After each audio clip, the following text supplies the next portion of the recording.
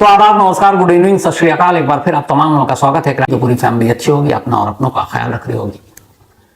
मैं रोजाना आपको कहानी सुनाता हूं, आप सुनते हैं, लेकिन आज पहली बार एक गुजारिश आप लोगों से है, पूरी क्राइम तक फैमिली मेंबर से, कि आज की कहानी को सिर्फ कहानी समझकर मत सुनिएगा और इस कहानी को सुनने के लिए भी मत सुनिएगा, बल्कि आज की कहानी एक ऐसी लड़की की आवाज बनने के लिए सुनिए जिसने अपनी कहानी सुनाने के लिए अपनी जान दे दी।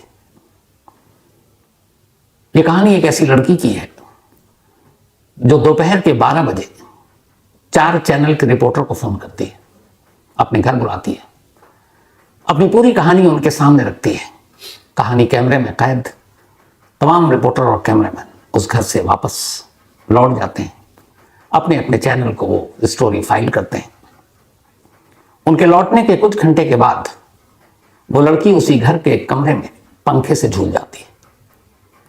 उससे पहले उसने अपनी कलाई भी काटी, मतलब वो पुख्ता हो जाना चाहती थी कि किसी भी कीमत पर वो बच ना पाए। लेकिन मौत से कुछ घंटे पहले मीडिया वालों को बुलाना और अपनी बात कहना और उसके बाद यूं अपनी जान ले लेना, क्यों ऐसा हुआ? आप यकीन मानिए, ये पूरे सिस्टम को झकझोर देने वाली कहानी है।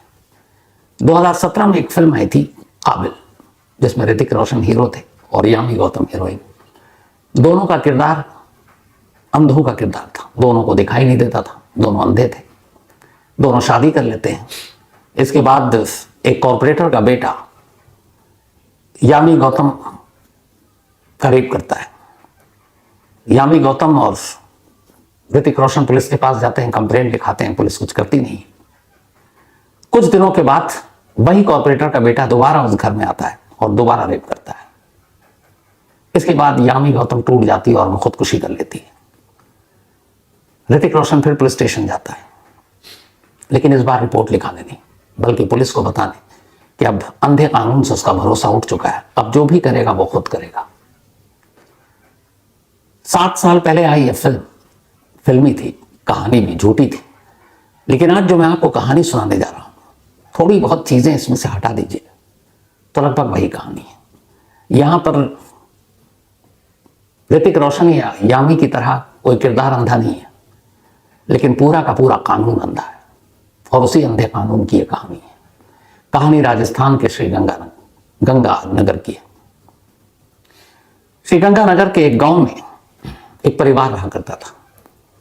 इस परिवार में एक बेटा, उसकी एक बेटी, एक बहू के 2 बच्चे, और सब कुछ ठीक ठाक था साल भर पहले तक। साल भर पहले इस परिवार की बहू, देश में नारा भी चल रहा है, बेटी बचाओ बेटी पढ़ाओ, तो उसे पढ़ने का शौक था। पति ने कहा पढ़ो, सास ने कहा पढ़ो, ससुर ने कहा पढ़ो, तो पास के ही 12th कॉलेज था, वहां पे 12th की पढ़ाई कर रही थी। घर से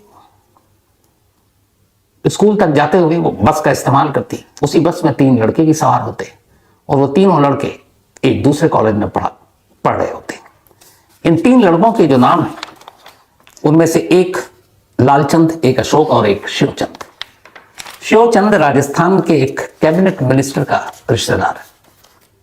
तो तीनों अक्सर बस में जाते, एक साथ स्टूडेंट बस में बातचीत होती, दोस्ती हो गई।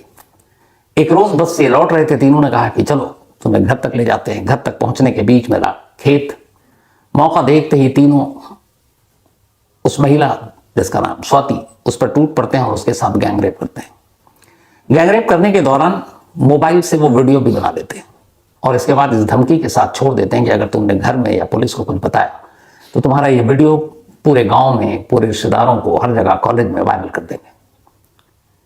स्वाति डर गई। 2 बच्चे थे, पति। उसे लगा कि अगर ये वीडियो सामने आ गया तो सबसे पहले पति छोड़ेगा, ससुराल वाले बाहर कर देंगे, फिर उसकी जिंदगी में बचेगा क्या? बड़े होंगे तो उसके बच्चे भी अपने आप को एक तरह से शर्मिंदा महसूस करेंगे। घर टूटने और इज्जत के डर से स्वाति खामोश हो गई। इसके बाद वो कई बार उसको फोन करते और उसके बाद जबरन बुलाते कि वीडियो लीक कर देंगे, और वो मजबूरी में जाती। महीनों उसकी असमत, उसकी इज्जत लूटी जाती रही और वो खामोश लुटती रही, क्योंकि उसे अपने घर को बचाना था। वो नहीं चाहती थी कि उसका ससुराल उससे छूटे, और ये सब कुछ बर्दाश्त करती रही। लेकिन फिर तभी उन तीनों लड़कों का हौसला इतना बढ़ा कि स्वाति की एक ननद यानी उसके पति की छोटी बहन, उस पर उसकी बुरी नीयत पड़ी। अब उन्होंने स्वाति से कहा कि तुम अपनी ननद से हमारी बात करो और उसको एक दिन मिलाओ, अगर तुमने नहीं किया तो यही वीडियो लीक कर देंगे। वो बहुत मिन्नत की, हाथ जोड़े, पर उन्होंने कहा नहीं। स्वाति फिर डर गई कि ससुराल वाले बाहर कर देंगे, पति की नजरों में गिर जाऊंगी। हिम्मत नहीं हुई सच बताने की और आखिरकार उन तीनों लड़कों के आगे झुक गई। पहली बार अपनी ननद आभा से वो हाथ जोड़कर कहती है और पूरी कहानी बता देती है। कहती है, अब मेरी पूरी इज्जत और मेरा घर गृहस्थी, मेरा पति, मेरे बच्चे सब तुम्हारे हवाले। अगर तुम सच बता दो तो मैं बर्बाद हो जाऊंगी, लेकिन एक बार तुम बात कर लो तो शायद मेरी बची कुची इज्जत बच जाएगी। आभा ने जब अपनी भाभी की कहानी सुनी तो उसने कहा, आप परेशान मत हो, मैं आपकी मदद करूंगी। उसने उन लड़कों के कहने पर फोन पे बात की। इसके बाद एक रोज जब वो लौट रही थी, वो भी एक स्टूडेंट थी, तो इत्तेफाक से तीनों लड़के एक सुनसान जगह पर मिल गए और उन्होंने उसे पकड़कर जबरन उसके साथ भी जबरदस्ती की। अब आभा के साथ भी गैंगरेप हुआ। उसने आकर अपनी भाभी को यह बात बताई। अब भाभी को गिल्टी फील हुई कि मेरी वजह से मेरी ननद इस दलदल में फंस गई। उसने उन लड़कों से बातचीत की। लड़कों ने कहा कि अच्छा ठीक है, अब हम कुछ ऐसा नहीं करेंगे, और वादा किया। लेकिन कुछ दिन के बाद एक रोज ननद और भाभी दोनों जब लौट रही थी, इत्तेफाक से सन्नाटा, वही खेत का एरिया, वो तीनों लड़के रास्ते में पहले से घात लगाकर बैठे थे, शायद उन्हें मालूम था, और उन्होंने उन दोनों को फिर से पकड़ा। लेकिन इस बार हद हो गई। तीनों लड़कों ने दोनों का एक साथ गैंगरेप किया। स्वाति की इज्जत लुटती रही, लेकिन वो अपने आंखों के सामने अपनी ननद को लुटता हुआ देखती रही और ये गिल्ट फील करती रही कि सब कुछ उसकी वजह से हुआ। वो ये बात बर्दाश्त नहीं कर पाई।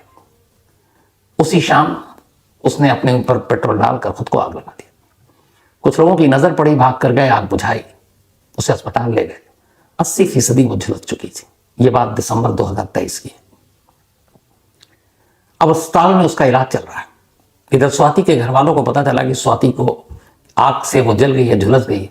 उन्हें लगा ससुराल वालों ने कहीं ना कहीं स्वाति को डॉरी और इसके लिए जलाने की कोशिश की है। स्वाति उस वक्त होश में नहीं थी। उन्होंने बिना स्वाति से बातचीत किए हुए पुलिस में रिपोर्ट लिखा थी कि हमारी बेटी को ससुराल वालों ने जलाया। पुलिस भी आनंद फानन में डॉरी का केस पूरे परिवार पे बना देती, जिसमें आभा भी है, उसका भाई भी है, उसके माँ बाप भी है। लेकिन गिरफ्तारी नहीं होती क्योंकि अभी तक स्वाति का स्टेटमेंट नहीं लिया गया था।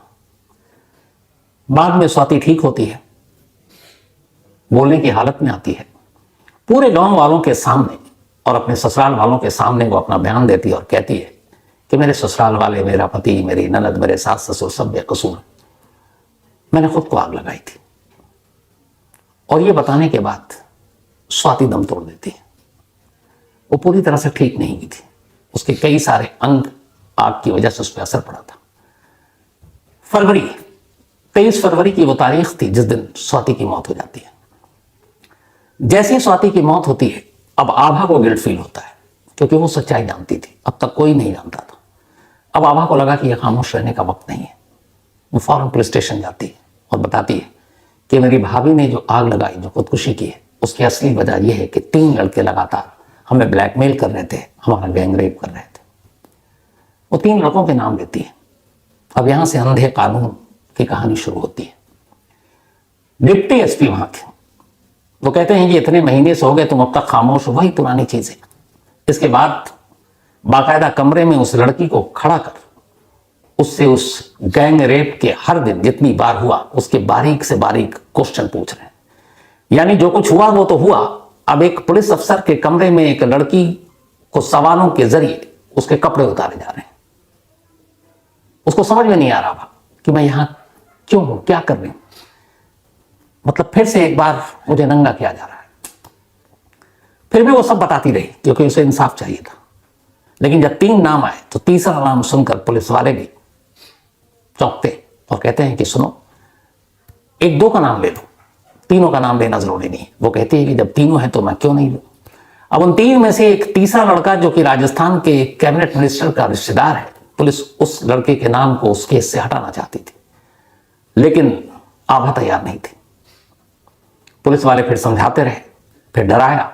उन्होंने कहा वो जो डॉली का केस तुम्हारी भाभी ने लगाया था उसमें तुम्हारे पूरे परिवार को अंदर कर देंगे। लेकिन पुलिस को मालूम नहीं था कि उसका आखिरी स्टेटमेंट गांव की पंचायत, गांव के तमाम लोगों के सामने मरने से पहले वो दे चुकी है, तो वो कुछ कर नहीं सकते थे। लेकिन अब उन्होंने दूसरा कानूनी खेल खेलना शुरू किया। पहले तो उसे सवाल पर सवाल करके उसको तोड़ने की कोशिश की। फिर उन्होंने कहा कि 3 नहीं 2 लड़कों के नाम लिखेंगे। फिर उन्होंने कहा कि तुम्हारा मेडिकल करेंगे ताकि पता चल सके। मेडिकल के लिए उस लड़की को उस गांव से अकेले दूर सरकारी अस्पताल में भेजा जाता है। और जिस दिन भेजा गया कि आज ही जाना है, डॉक्टर से बात हो गई, वहां जाकर उस लड़की को पता चलता है कि कौन से डॉक्टर। उस दिन तो उस डॉक्टर साहब की छुट्टी थी, अस्पताल में कोई था नहीं। वो वापस सुबह जाती है और शाम को लौटती है बिना मेडिकल टेस्ट के। पुलिस के पास जाती है, पुलिस उल्टा उसे डांटती है, फिर कहती है तुम्हें अगले दिन जाना पड़ेगा। ये सब हरासमेंट का एक तरीका था। बट उसने भी ठान रखा था इंसाफ लेकर रहेंगे। वो अगले दिन फिर जाती है। इत्तेफाक से जब जाती है तो इस बार थोड़ी सी देरी हो जाती है। डॉक्टर उसी के ऊपर चढ़ बैठता है। ऐसा लगता है कि जैसे वो रेप विक्टिम नहीं बल्कि खुद रेपिस्ट। और जब मेडिकल टेस्ट होता है तो लगातार पुलिस वाले डॉक्टर को ब्रीफ कर रहे हैं कि कैसे करना है, क्या करना है। अब ये सब करने के बाद बड़ी मुश्किल से पुलिस 2 नाम लिखती है, लेकिन ये जिद पे थी कि तीसरा नाम लिखिए। वो लिखते नहीं, 2 को उठाते हैं और जेल भेज देते हैं, क्योंकि वो वैसे नॉर्मल लोग थे, उनका कोई पहुंच वाला नहीं था। अब पुलिस इस पर दबाव डालना शुरू कर देती है आभा पर कि तुम तीसरे नाम को भूल जाओ, उस मंत्री के रिश्तेदार के नाम को किनारे करो। लेकिन वो मानती नहीं, अपने लेवल पे लड़ती रहती, कभी एसपी दफ्तर, कभी कहीं चक्कर काट रही है। एक लड़की जो गैंग रेप का शिकार है, कहीं से इंसाफ नहीं मिलता, थक जाती है। 2 दिन पहले 3 अप्रैल की सुबह वो अपने लोकल 4 न्यूज चैनल के रिपोर्टर को बारी बारी से कॉल करती है। उनमें से एक आज तक का रिपोर्टर हरनेक सिंह, वो भी वहां मौजूद थे। हरनेक सिंह के पास भी फोन आता है और आभा उससे कहती है कि मुझे कुछ कहना है, लोगों तक अपनी बात पहुंचानी है, क्या आप हमारी मदद करेंगे। इत्तेफाक से शहर के मुकाबले ये छोटे इलाकों के रिपोर्टर थे, इनमें शायद अब भी जज्बात बाकी है, जिंदा है। उन्होंने कहा हम आते हैं। दोपहर करीब 12 बजे का वक्त था। 4 अलग अलग न्यूज चैनल के रिपोर्टर आभा के घर पहुंचते हैं। ये जो तस्वीर है उसी वक्त की है। आभा उस चारों माइक आईडी चैनल के उस तरफ दूसरी तरफ बैठे इधर रिपोर्टर है। रिपोर्टर सवाल पूछ रहे हैं, सवाल जवाब से पहले वो अपनी कहानी सुनाती है।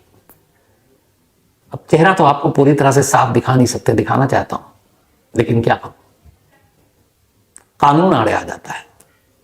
और कानून का कमाल ये देखिए कि जो रेप विक्टिम लड़कियां और महिलाएं होती हैं, कहते हैं कि उनका चेहरा मत दिखाओ, और जो रेपिस्ट होते हैं उनको जब मीडिया के सामने कैमरे पर लाते हैं तो उनका चेहरा ढक देते हैं या फिर उन्हें छुपा देते हैं, भगा देते हैं।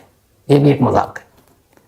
तो मजबूरी है, वरना मैं तो चाहता था कि आभा की पूरी बातचीत के साथ उसका चेहरा इसलिए दिखाऊं क्योंकि ठीक 12 बजे जब उसने 4 चैनल के इन रिपोर्टर को बुलाया तो वो चाहती थी कि उसकी बात चैनल तक नहीं जाए। ये आप भी जानते हैं, मीडिया के जरिए देश तक ये बात पहुंचे, यानी आप लोगों तक बात पहुंचे, और वो हर शख्स तक, हर हिंदुस्तानी तक अपनी कहानी पहुंचाना चाहती थी। उसने पहुंचाई, उसने सुनाई। इसके बाद लगभग 1 से 1.5 के दरमियान सभी रिपोर्टर वहां से विदा हो लेते हैं, अपना अपना माइक आईडी कैमरा लेकर। कहानी रिकॉर्ड हो चुकी थी। फिर वो दफ्तर भी भेज देते हैं।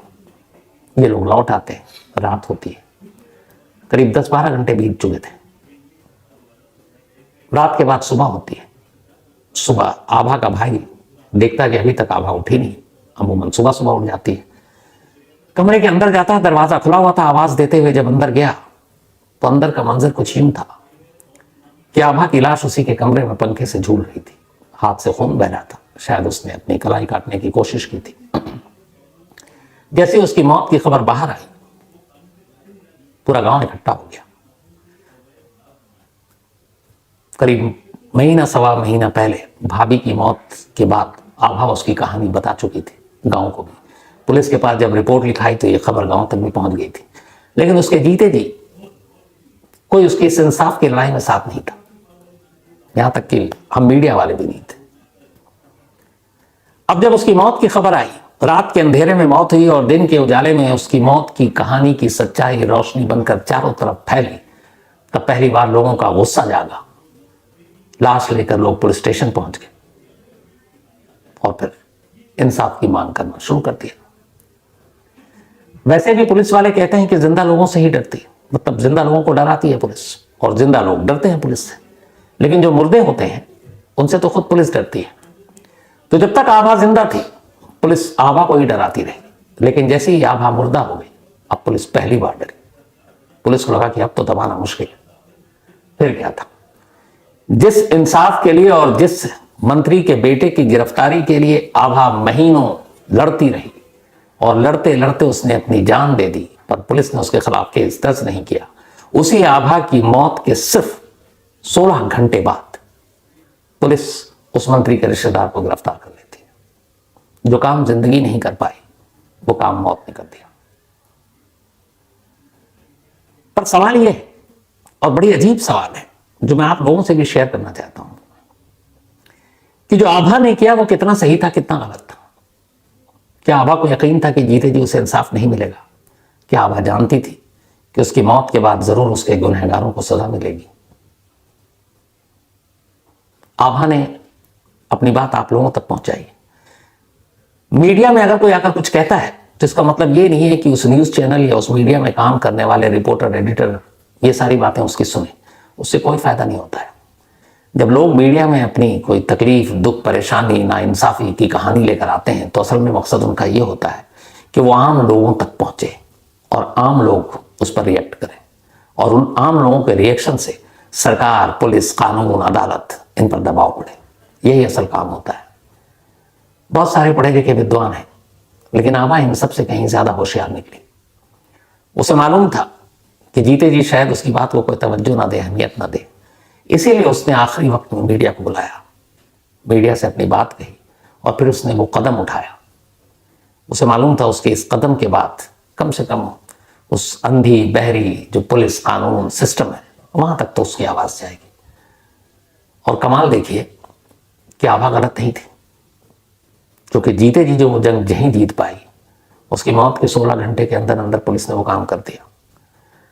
लेकिन अब भी इंसाफ अधूरा है। इस पूरे मामले में जितने भी पुलिस वाले, उस थाने के, वहां के डीएसपी जो इन्वॉल्व है, वो डॉक्टर, जब तक इन सबको जिम्मेदार न ठहराया जाए और इनके खिलाफ कानूनी कार्रवाई न की जाए तब तक आभा की मौत बेकार है। और आभा ने आप सभी लोगों से ये बात की है। तो इसीलिए मैंने शुरू में कहा था, आज की कहानी को कहानी की तरह मत लीजिएगा। ये एक आवाज है, एक पैगाम है जो खास आप लोगों के लिए उसने मीडिया के जरिए कहने की कोशिश की, आप तक है। और इसकी अगर पूरी बातचीत आप सुनना चाहें, बहुत सारी चीजें होती हैं, तो आज रात 11 बजे वारदात में आज तक पर खुद आभा की जुबानी आपको पूरी कहानी सुनाऊंगा। पर मेरी आपसे फिर वही गुजारिश है कि इसको सुनने के बाद सोचिएगा जरूर। क्या पता आप लोगों के सोचने से बहुत सारी चीजें बदल जाएं। तो कहानी में आज इतना ही।